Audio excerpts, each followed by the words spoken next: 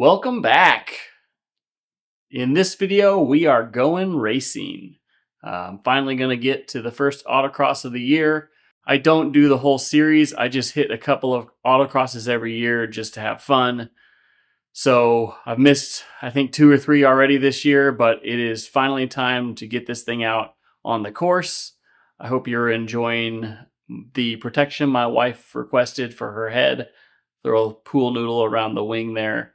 But before we get to the track, we are going to work on a couple of things on the car just to get it ready for the track day here in a couple of days. Hello, everybody who's here.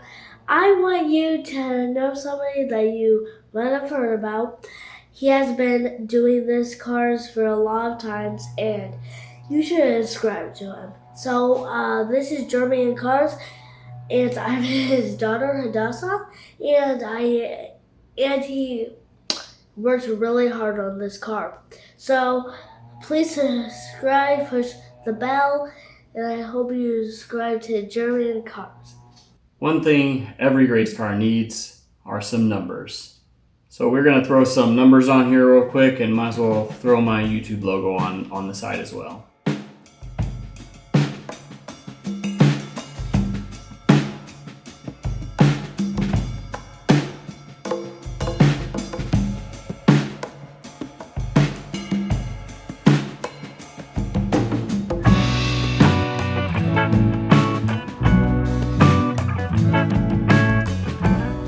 All right, there we go. I guess I should explain this number just a little bit. 126 is a number that for many years now, maybe close to a decade, has been really important to my wife and I. We were going through a pretty difficult time personally, not in our marriage, but we were going through some rough things in life and needed some scripture to hang on to. And the Lord really highlighted Psalm 126 to us. In one of the verses in Psalm 126, it's only 5 or 6 verses long. I encourage you to go read it. But one of the verses says, those who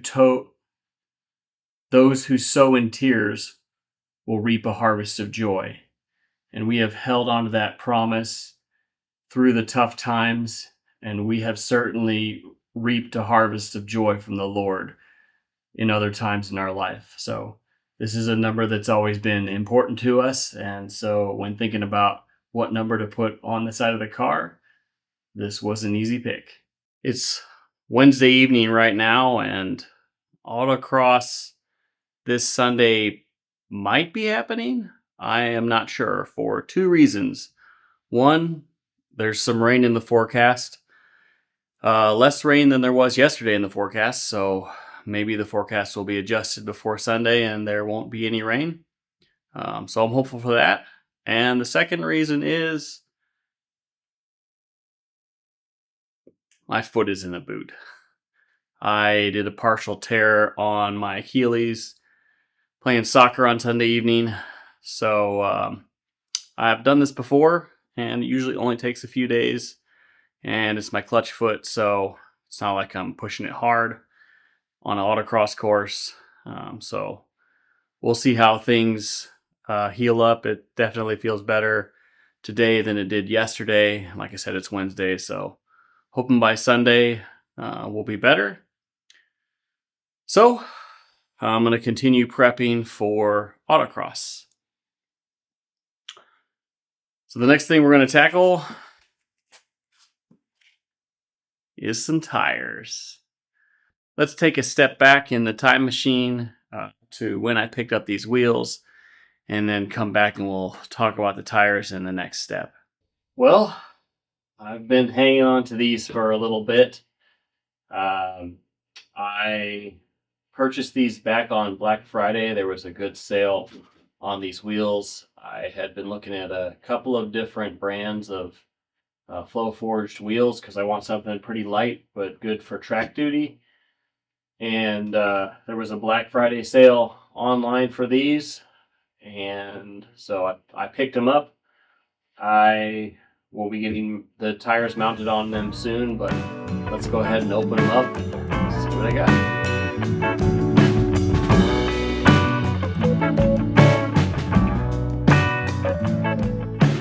These are a set of 18 by 11 square, so all four are the same size. Apex Racing SM10s. I got them in satin bronze. I hope that looks decent on the car. I think I mentioned in an earlier video that I am colorblind, so I'm hoping they look good. I think they'll look great. So they'll only have track tires on them, at least initially. So you only see them at the track anyway. So I'm not super concerned about the way the track tires look, but I still want them to look decent. So let's open them up and show you what they look like. Oh yeah, that's gonna look good. I like the way they were packaged. There is let's tape down. There's a center cap in the box as well. So I'm going to go ahead and open up the rest of these just to make sure that there isn't a problem. But I'm looking forward to putting these on the car. For anyone interested in more information on these parts, there's the full part number and the specs on it. I did go with a 38 offset. The C6 Grand Sport wheels that I'm running right now, I think, have a 52 positive offset. And then I'm running 20 millimeters of spacers. So this should make them sit much more correctly on the car, this lower offset. Might still have to run a spacer, maybe a 10 mil. We'll throw them on the car and see. They are a little narrower too. They're not 12 inches wide like the Grand Sport wheels. They're only 11, so might not have to run any spacer. So I picked up those wheels many months ago. It's now May, and I picked those back up in November of last year, and located these Hoosier A6s off of Marketplace. They were super cheap. They are new still, but they are quite old. They are a A6. A6 hasn't been made for many years, and they're 275/35 R18s. So I got the stickers on them. I did take a tire durometer with me when I went and purchased them, and they're still reasonably soft. They're maybe a little harder than they were new, but I think they were kept indoors in a decent environment, so they still are reasonably soft, even though they're pretty old. We are going to fix some of that softness with some of this hot lap.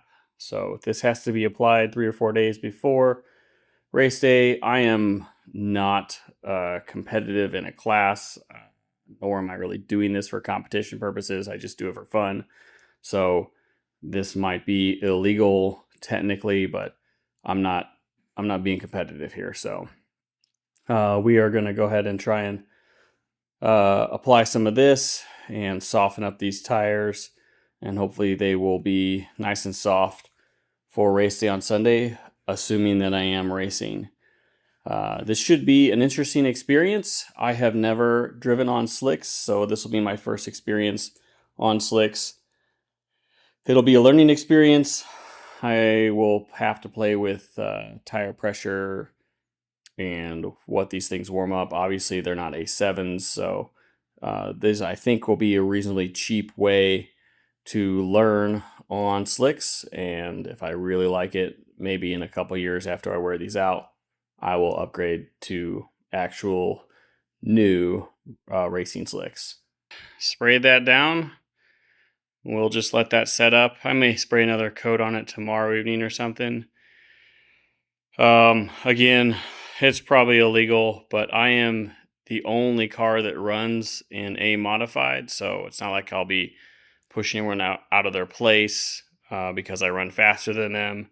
And I just want to get the full experience of running on slicks and have these things soften up. So drop all your hate comments down there below. Well, we've got a little light rain falling outside, but the rain has caused the cicadas to shut up for just a few minutes. You can kind of hear one, but it's definitely not nearly as loud as it was an hour ago. It's Friday evening. The weather outlook still looks kind of iffy for Sunday, but I figured I'd throw these tires on, or at least throw one of them on, just check the fitment, make sure we're good, because I haven't put them on the car at all yet. You can see the difference, 375 to 235, or 325. It's definitely wider that's on the car, and height difference between the two. So this will actually lower the car a little bit.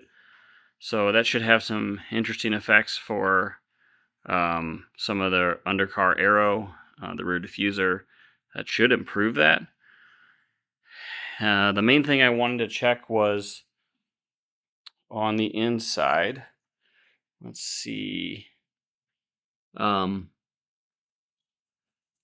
clearance there. This is at full lock, and I wanted to make sure there was plenty of clearance with this.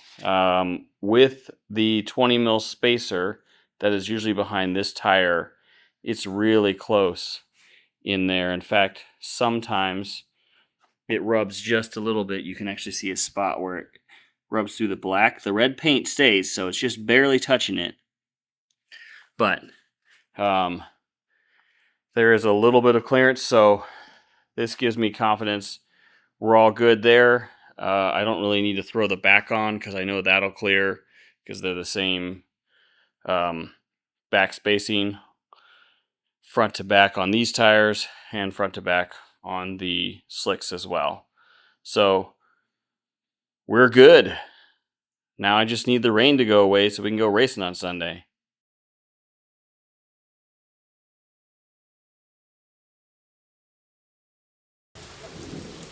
Well, guess Autocross is not happening today. Should be another one scheduled in a couple of weeks here, so this video will get delayed until the next Autocross.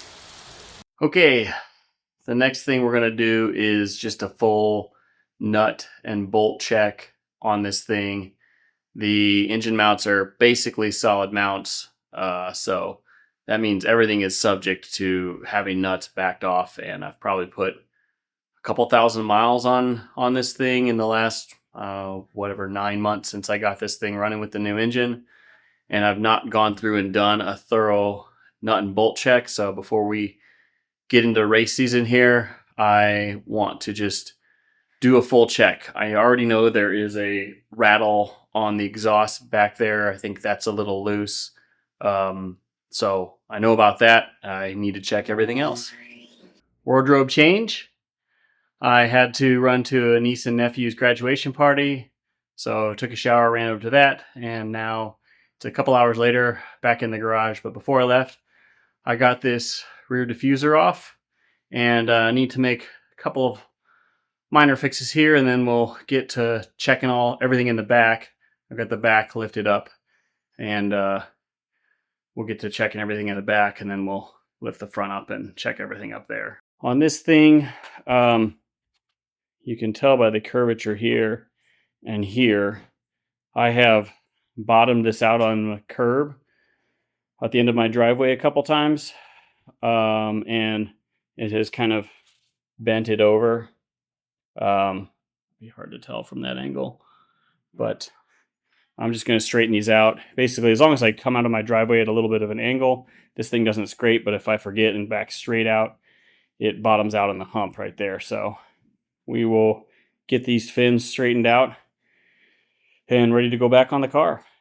There were a couple of slightly loose bolts in the back. I tightened them up, put some blue Loctite on them, but nothing really major. But in the front here, I'm glad I'm checking everything because this hose right here, I'm touching, it's an oil, I think it's the return line from the cooler, but it is down there. It's hard to see because the light's not good.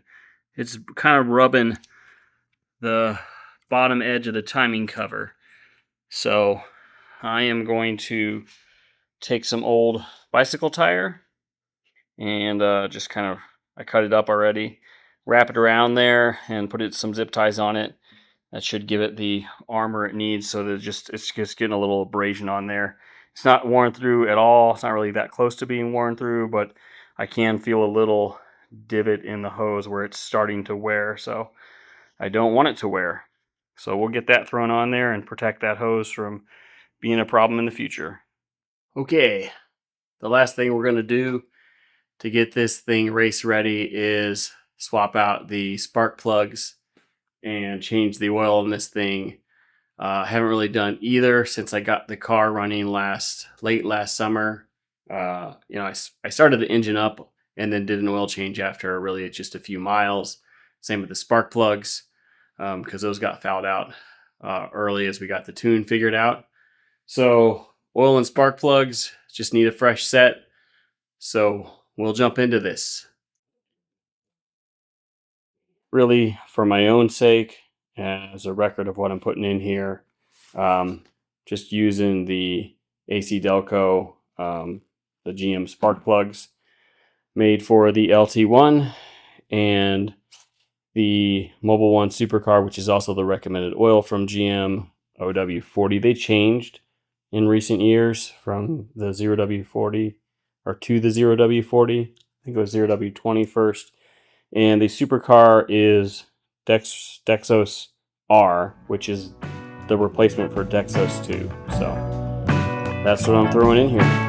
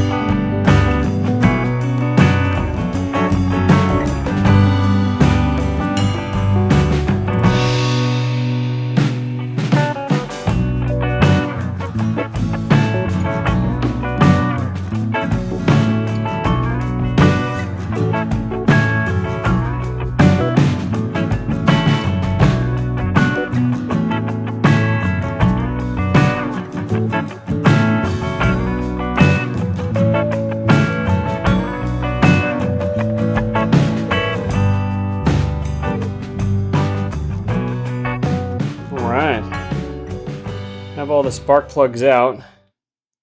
They actually all look pretty decent, so I might keep these around just in case I need them.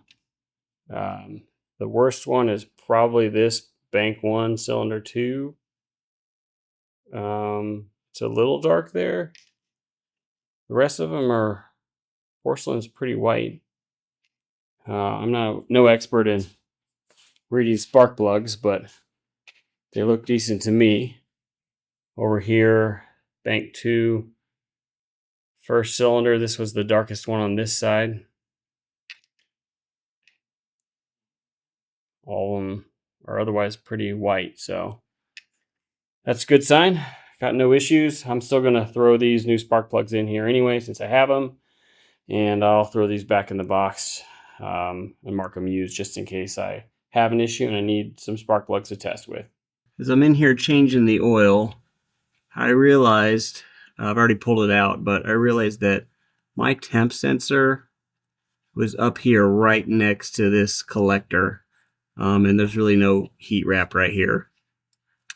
And I was getting like 200, once warm, 250, 260 oil temps. And I didn't think it was correct. I was wondering if it was the oil sensor or the gauge. But now I'm kind of convinced it's picking up all this heat right here and reading, because the sensor is right up here reading that temp. So I'm going to fix that. This is the out line from this adapter, this improved racing adapter. So I'm going to put a T right here and get that oil sensor, temp sensor, away from this collector so that it's a more accurate reading. And hopefully that fixes the reading. I'm kind of convinced at this point that that's going to be the problem. Okay, in order to get the sensor into that line, I'm going to use this T, because the sensor is deeper than the lines themselves. So I have to get this away, kind of give it some space. So I've got a female to male that'll allow me to put it in line with the hose that's already there. And then on this cap, I have just a cap.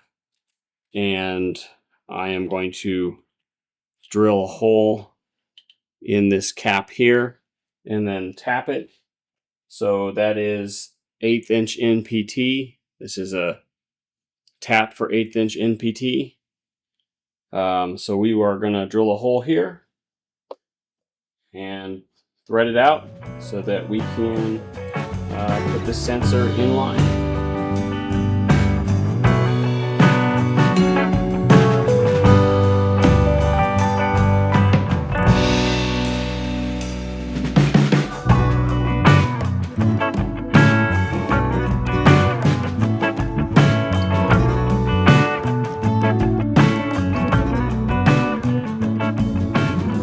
All right, got that threaded in there.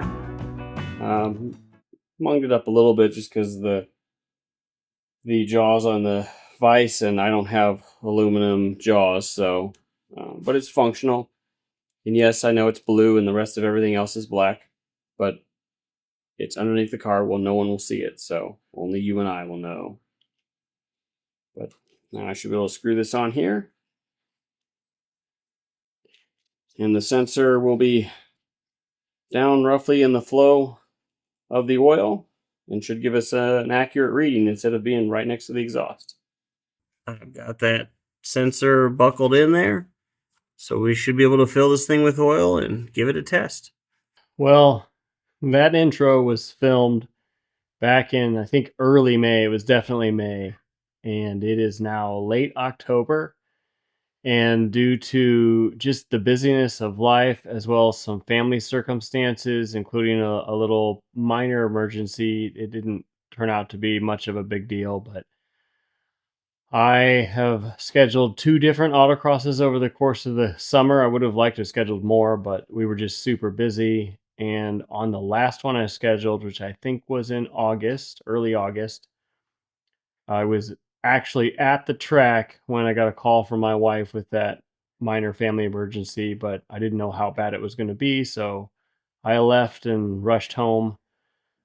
So now it is late October and I'm finally going to go autocross. I think it's Friday night and it's scheduled for Sunday morning. So hopefully nothing gets in the way. But with that in mind, we're going to get this thing ready again for an autocross, and we'll be able to race. In order to really, it's not really fit, but just keep the exhaust somewhat away from these tires, I use this kind of extension / splitter thing that I have around. I've used it in the past to mount 2 different bike racks to the back of a vehicle because we have so many kids. But it works well for this because the exhaust comes straight out, and if this basket was right in the hitch, it'd be really close to these tires and just kind of melting them when I drive to the parking lot for Autocross tomorrow morning. So now we've got some decent space here. Shouldn't overheat these slicks. We are mounted up and ready for race day. I am finally out here on the track. Nothing is standing in my way at this point, though we got further than this last time, and then I got that emergency call. But parked here and starting to put the slicks on and get everything race prepared. Driver's meeting isn't for another hour, so I've got time. So we'll get this put all together and ready to race. I am in the second heat, so it was like 45 degrees driving over here this morning. I had a heavy winter coat on because it's a little chilly in the wind. But temperature's going to rise quickly with direct sun. Expecting it to be about 60 when second heat comes around, so 60 to 65. So slicks should be fine in that temperature from my understanding. I no experience, but reading on the internet. So we're going to go ahead and throw these on and really experience our first time on slicks. Looking forward to it. Let's get prepared.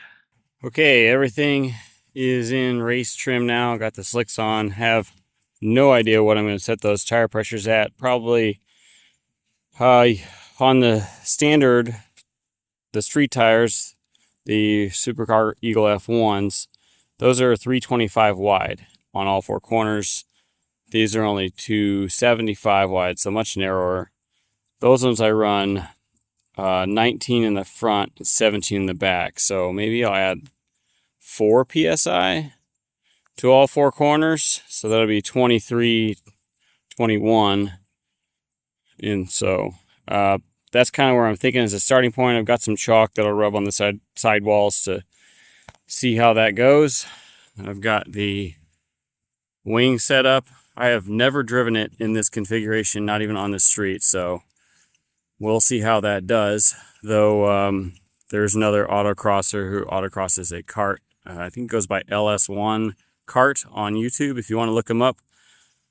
But he runs a giant wing that's basically an air dam on the autocross course as well. So based on his experience, that should work. But we'll see how it does.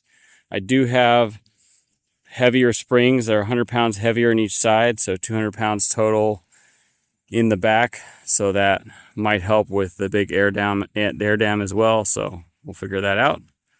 And shock, rebound, and compression settings are all set up. So we should be good to go. Time to go tech the car in.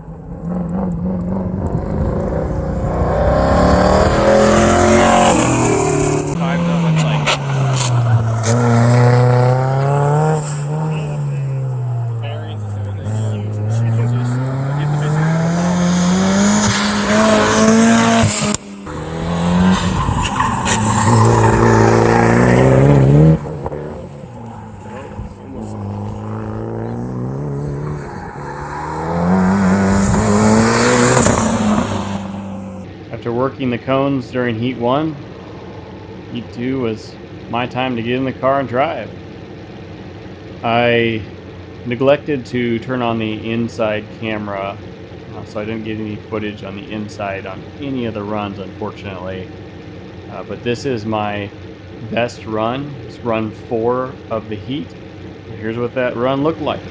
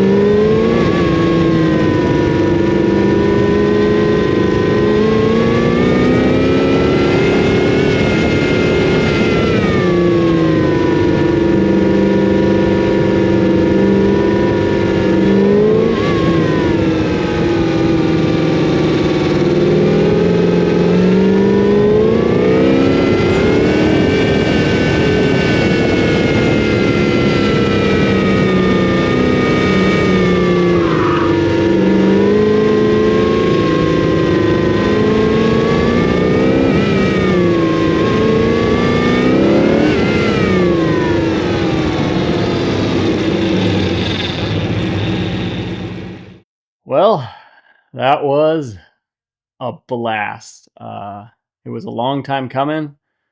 I finally got in an autocross this year, even though it is the last one of the season, so there will be no more this year. Getting out on the slicks was fun. Definitely a learning experience. I had no idea what to set the tire pressure at. They're a much narrower tire than the 325s that are normally on this car. And I think I talked about that earlier. So I started at something like 23 pounds in the front, or maybe in the back. I don't remember exactly. It was in the mid 20s on all four, really. And put chalk on the sidewall just to see where we were at. First run, tires were definitely really slippery. They were just slick. These would have been much better to run, and maybe in hindsight, I should have run them the entire day. But kept dropping the pressure. I think I ended the day at 15 pounds on all four corners, and there was still evidence I could go lower. So next autocross, I'll probably start at 13, which seems ridiculously low, but I don't know what I'm doing with slicks, and they were definitely not getting into the sidewall at all. Those A6s and A7s have pretty stiff sidewalls, so I think you can run lower pressures. They're meant for autocross, so they have a stiff sidewall, and the chalk on the side kind of showed that I could keep going down. So I'll probably do that next year on the first autocross. Also, I think that the 60 degrees outside really wasn't enough to get these tires up to the temperature they wanted to be to really be sticky. Or maybe I just made a bad purchase and the old tires aren't really, weren't really a good idea. I'll find that out next season, next year, when I get back on these and run on a hot day and see if they're sticky or if they're kind of slimy. I know definitely during the first run, I was sliding all over the place and really, yeah, definitely the street tires would have been better on the first run. And the second and the third, probably. The fourth run ended up being my best run. I think 5 and 6 were actually faster as I kept dropping the tire pressure. But picked up a cone, I think 2 cones on the 5th run and a single cone on the 6th run. The times ended up being faster, but hitting a cone 1 second per cone means you end up being slower. Other things to note, this wing really did its job. The back end is really planted now. No lift oversteer at all. I really probably could have pushed the car harder into some corners before I lifted on the gas instead of doing all my braking in a straight. I probably could have trail braked a little bit because that wing really planted the rear end. It planted it so much that I was really experiencing a lot of understeer. So definitely a front splitter needs to be in the works this winter so I can get that front end planted and kind of balance the car back out. But it's good to know that configuration with it's laid back down now, but with it vertical, really pushed the back end down and planted that back end. So need to build that front splitter and balance the car back out. But those are projects for this winter. All in all, really enjoyed the day. It was a blast finally getting back out there on the autocross course. So thanks for watching this one, guys. Oh, I should note, I am going to throw all 6 runs in a separate video. It'll just be driving, no talking. So I'm going to throw that into a separate video. But thanks for watching this one, guys, and I'll see you on the next one.